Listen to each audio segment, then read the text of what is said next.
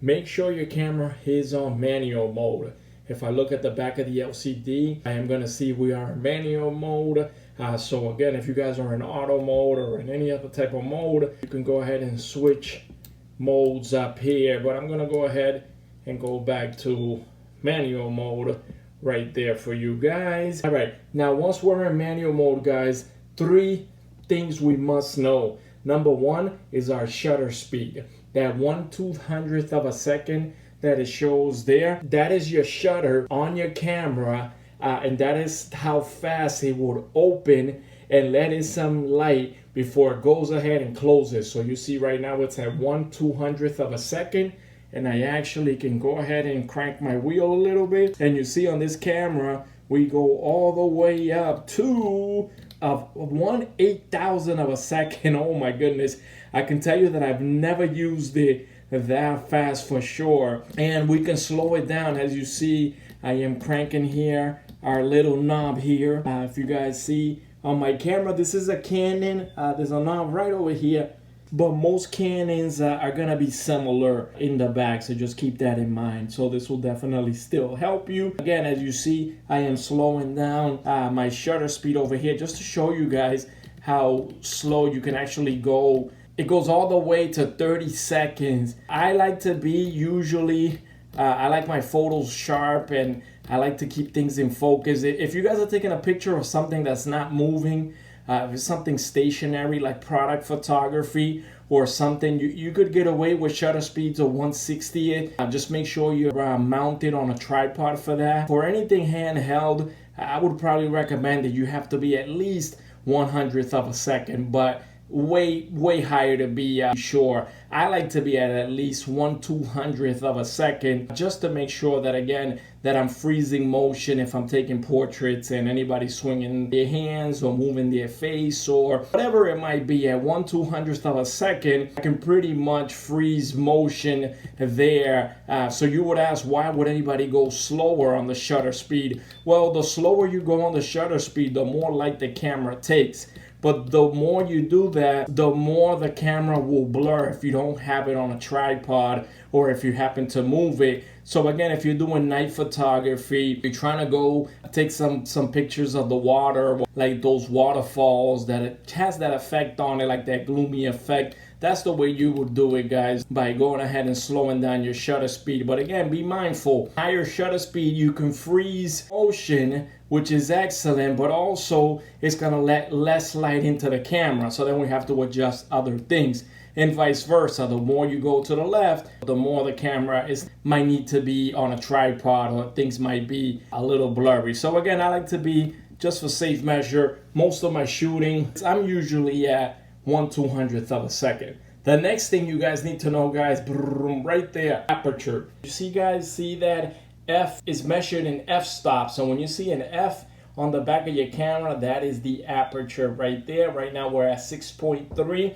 With aperture, guys, remember, aperture is all about how much do you want to show in focus from your subject. The more you open up the aperture in lower f-stops, the more you're going to blur out the background.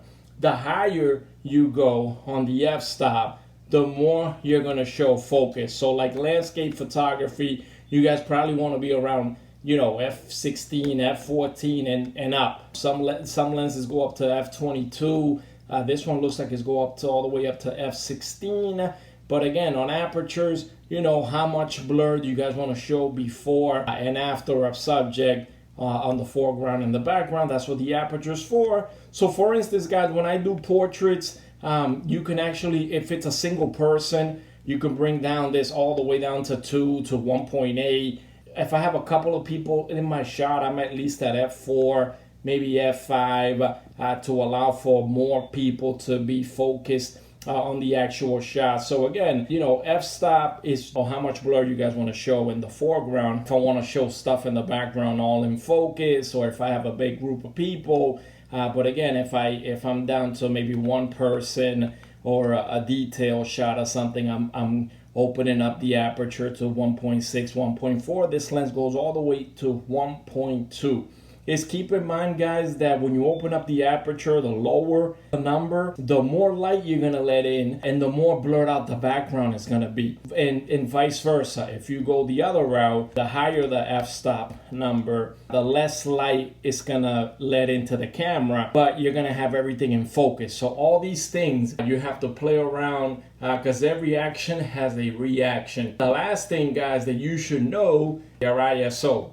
So to get to the ISO on this camera, I can, my quick button back here of the camera, and I can use this little, it's like a little joystick there, and I can actually move it over to my ISO, and then I can actually use the same wheel in the front right here.